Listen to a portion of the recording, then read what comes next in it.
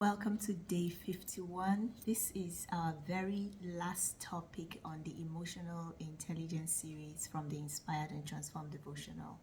And today we are going to be learning emotional intelligence in relationships. If there is any way, anywhere you need emotional intelligence, is in your relationship.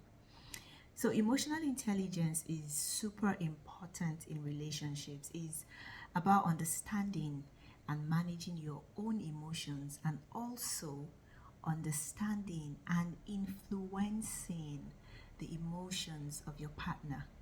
It's not about being perfect. It's not about control, but about being aware and responsive to each other's feelings.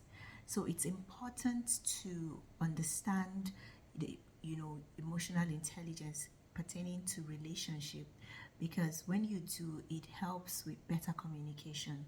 When you understand your emotions and your partners, you can communicate more effectively and avoid misunderstandings. When with emotional intelligence, you can have stronger connection. Emotional intelligence helps you to build deeper intimacy and trust because you're more attuned to each other's needs.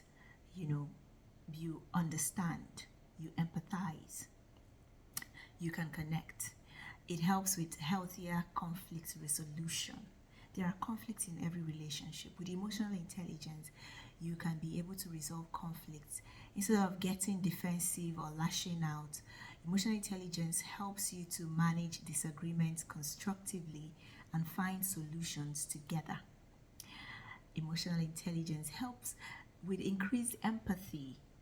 It helps you understand and share your partner's feelings, which strengthens your bond and makes them feel supported. Because when you can put yourself in your partner's shoes to see how they are feeling and respond to that, it makes your partner feel supported.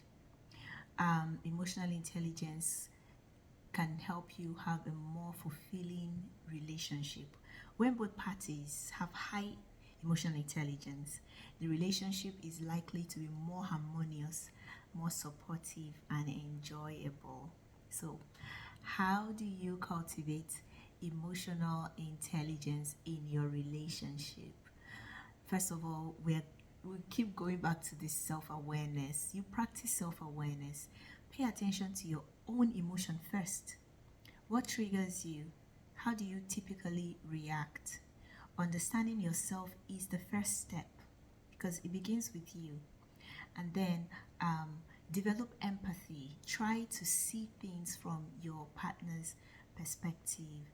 Even if you do not agree with them, you don't have to agree with everything that your partner says, but with empathy you can be able to see from their perspective and understand what they're saying or where they're coming from.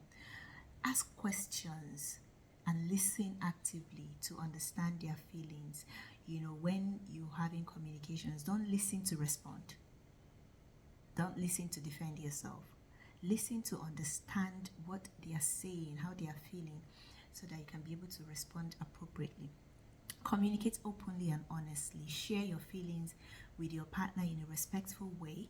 Be honest about your needs and listen to theirs, because it's a relationship. There are two people in it, not just one. The needs of both has to be addressed and met. Manage conflicts constructively. When disagreement arises, try to stay calm and focus on finding solutions together. Avoid blaming, pointing fingers. It's your fault, you did this, you did that. It doesn't solve any problem. With emotional intelligence, you can actually be able to solve these problems without blaming. And really listening to your partner when they are talking.